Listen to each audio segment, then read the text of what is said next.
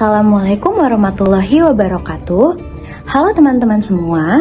Di sini aku dan beberapa temanku akan menjelaskan salah satu materi matematika, yaitu logika matematika. Sebelumnya, selamat datang di pembelajaran logika matematika ini. Mari kita belajar dengan berpikir sistematis dengan cara yang menyenangkan. Sebelumnya, aku di sini akan menjelaskan pengertian atau definisi dari logika matematika itu sendiri. Apa itu logika matematika? Jadi, logika matematika adalah cabang ilmu yang mempelajari prinsip-prinsip penalaran dan penarikan kesimpulan yang benar dalam konteks matematika. Sekarang kita akan membahas mengenai pernyataan atau premis. Pernyataan atau premis adalah kalimat yang bisa dinilai benar atau salahnya, tetapi tidak bisa keduanya sekaligus. Artinya, setiap pernyataan pasti memiliki nilai kebenaran, bisa itu benar atau bisa itu salah. Contohnya, 2 ditambah 3 sama dengan 5, itu merupakan contoh pernyataan yang benar. Semua segitiga memiliki 4 sisi, itu merupakan contoh pernyataan yang salah. Nah, ada juga kalimat yang bukan pernyataan, seperti kalimat tanya, berapa hasil dari 2 ditambah 3? Atau kalimat perintah, tolong tutup pintunya. Kalimat seperti itu tidak bisa dinilai benar atau salahnya, sehingga bukan termasuk dalam pernyataan. Selanjutnya, kita akan membahas mengenai ingkaran atau negasi. Ingkaran adalah kebalikan dari pernyataan. Kalau pernyataan benar, maka ingkarannya salah. Kalau pernyataannya salah, maka ingkarannya benar. Biasanya, ingkaran dibuat dengan menambahkan kata tidak, bukan, atau mengubah kalimat agar maknanya berlawanan. Contohnya, 2 adalah bilangan genap, maka ingkarannya 2 bukan bilangan genap. Semua siswa rajin, maka ingkarannya tidak semua siswa rajin. Hari ini hujan, maka ingkarannya hari ini tidak hujan. Secara logika, kalau kita tulis dalam bentuk tabel kebenaran, hasilnya seperti pada gambar di samping. Kalau P itu benar, maka negasinya salah. Kalau P itu salah, maka negasinya benar. Jadi, kesimpulannya, pernyataan adalah kalimat yang bisa dinilai benar atau salahnya, sedangkan ingkaran kebalikan dari pernyataan tersebut. Selanjutnya yaitu konjungsi. Konjungsi adalah pernyataan yang dibentuk dengan kata hubung dan dilambangkan dengan tanda seperti ini. Bentuk umumnya yaitu P dan Q, di mana P adalah pernyataan pertama dan Q adalah pernyataan kedua. Nah, kita bisa lihat tabel kebenarannya di sini. Nah, konjungsi ini bernilai benar jika P dan Q benar. Jika salah satunya salah, maka hasilnya salah. Contohnya yaitu P hari ini cerah, Q saya pergi ke sekolah. Maka konjungsinya yaitu hari ini cerah dan saya pergi ke sekolah. Maka pernyataan tersebut benar. Kemudian contoh yang kedua yaitu P 4 adalah bilangan genap, Q 4 adalah bilangan ganjil. Maka konjungsinya yaitu 4 adalah bilangan genap dan 4 adalah bilangan ganjil. Kita tahu bahwa nilai Q yaitu salah karena 4 bukan bilangan ganjil, tapi 4 adalah bilangan genap. Jadi, pernyataan tersebut bernilai salah. Selanjutnya yaitu disjungsi. Disjungsi adalah pernyataan yang dibentuk dengan kata hubung atau dilambangkan dengan tanda seperti ini.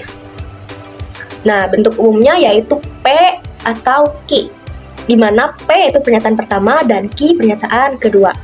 Nah, dalam logika matematika ini, atau biasanya berarti atau inklusif, yaitu pernyataan benar jika salah satu atau keduanya benar.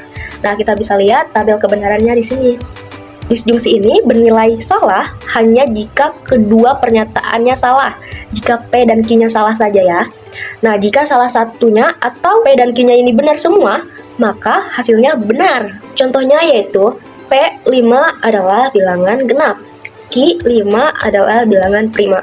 Maka disjungsinya yaitu 5 adalah bilangan genap atau 5 adalah bilangan prima. Maka pernyataan tersebut bernilai benar. Kenapa benar? Karena Ki bernilai benar, yaitu 5 adalah bilangan prima. 5 adalah bilangan genap merupakan pernyataan yang salah ya, karena 5 adalah bilangan ganjil. Jadi, jika salah satunya bernilai benar, maka kesimpulannya yaitu benar. Contoh yang kedua yaitu P3 adalah bilangan genap, Ki 8 adalah bilangan ganjil. Maka disjungsinya yaitu 3 adalah bilangan genap atau 8 adalah bilangan ganjil. Nah, pernyataan tersebut bernilai salah karena keduanya bernilai salah. Kita tahu bahwa 3 merupakan bilangan ganjil, bukan bilangan genap. Dan bilangan 8 juga bukan bilangan ganjil, yaitu bilangan genap. Kesimpulannya, pernyataan tersebut bernilai salah. Selanjutnya adalah implikasi. Implikasi adalah pernyataan majemuk dengan kata hubung jika, maka, sehingga notasi dari dibaca jika P maka Ki. Contohnya seperti P. Andi belajar dengan aplikasi Ruang Guru. Pernyataan bernilai benar. Dan Ki. Andi dapat belajar di mana saja. Pernyataan bernilai benar. Jika P maka Ki. Jika Andi belajar dengan aplikasi Ruang Guru, maka Andi dapat belajar dari mana saja. Pernyataan bernilai benar. Artinya, kebenaran Ki, Andi bisa belajar dari mana saja, bergabung pada kebenaran P, Andi belajar dengan Ruang Guru. Selanjutnya adalah biimplikasi. Biimplikasi adalah pernyataan majemuk dengan kata hubung jika dan hanya jika. Sehingga notasi dari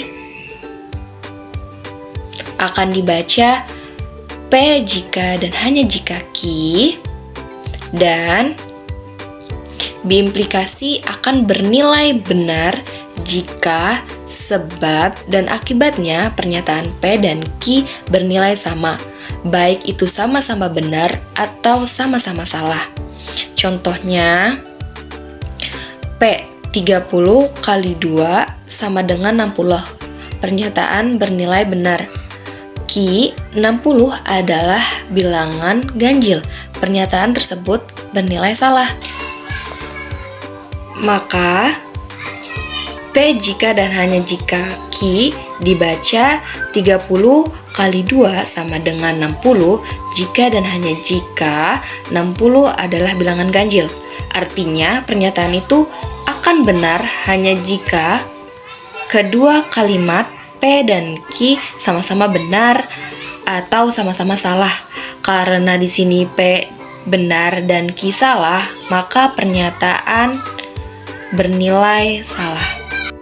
Nah, itu dia beberapa penjelasan mengenai logika matematika dari rekan-rekan aku juga.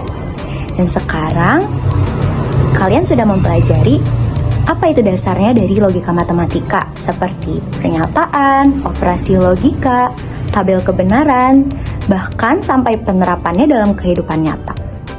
Ingat, berpikir logis akan membantumu membuat keputusan yang tepat. Sampai jumpa di pembelajaran berikutnya. Wassalamualaikum warahmatullahi wabarakatuh.